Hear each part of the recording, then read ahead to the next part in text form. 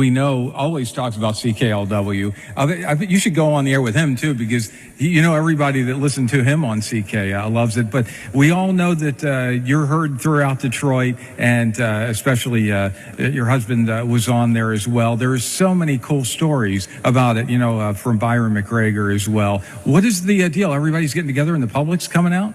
Right. Well, first of all, Art Volo, radio's best friend and our best friend, will be there to get it on tape and make sure that everybody sees what you can. And I know they're going to do some live streaming tomorrow night. We are celebrating... Cool.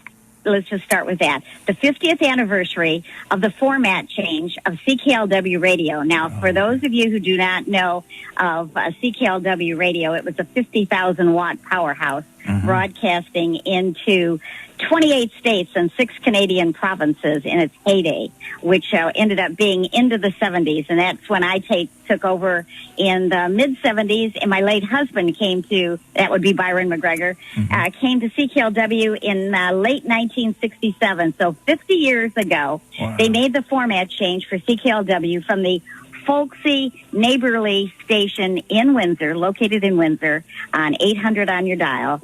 And it went from CKLW 8080 to CKLW the Big 8 format. That was the power of the Drake format, as we know. And so many people listen to this for hearing all these songs, especially from 67 onward, putting on 800 just to be able to hear it. And you're going to have, you're doing this for the Ronald McDonald House? Is that what it is? Yes, we are. It's a huge charity. Now, I couldn't believe it when 4 years ago they approached me and asked if I would be part of a CKLW tribute night at the Eagles Club, and that would be the fraternal order of the Eagles, not the Eagles, the rock group. But they are putting this on for the 4th year, and it's in Mount Clemens, and we will be celebrating starting at 4:30 in the afternoon into the wee hours of the morning, I'm sure. And we have raised money for the last 3 years, but this year it's coinciding with this 50th anniversary.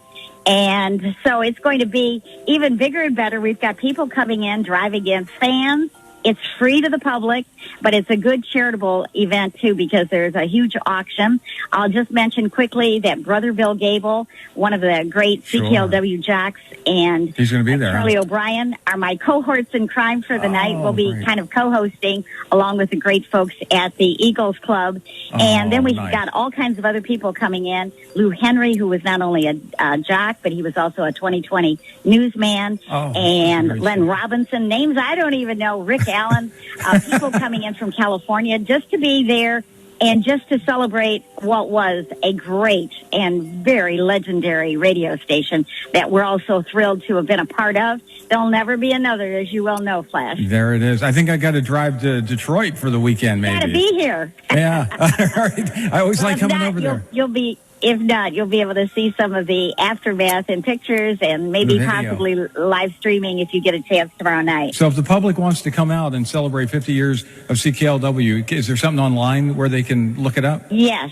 If you go, first of all, I've got to share this. The CKLW Big 8 Facebook page, that's all you have to type in, CKLW Big 8 Facebook page, has all kinds of messages from people who won't be able to be with us that night. Tom Shannon, who was one of the originals. I love that. He's great. He made the transition from the folksy station to that Big 8 powerful format. Excellent. Randall Carlisle, Keith Radford, all these people, and Gary Burbank, all sent messages, and they're all online, and they're all classic on the CKLW Big 8 Facebook page. I'm driving out. I'm leaving. I'll see you there tomorrow. CKLW, there it is. The Motor City. Gosh, what a great sound. Oh, gosh. I got to go to Detroit right now. Hold on. Pat, you coming with me? After 6 hours of school, I had enough for the day. I hit the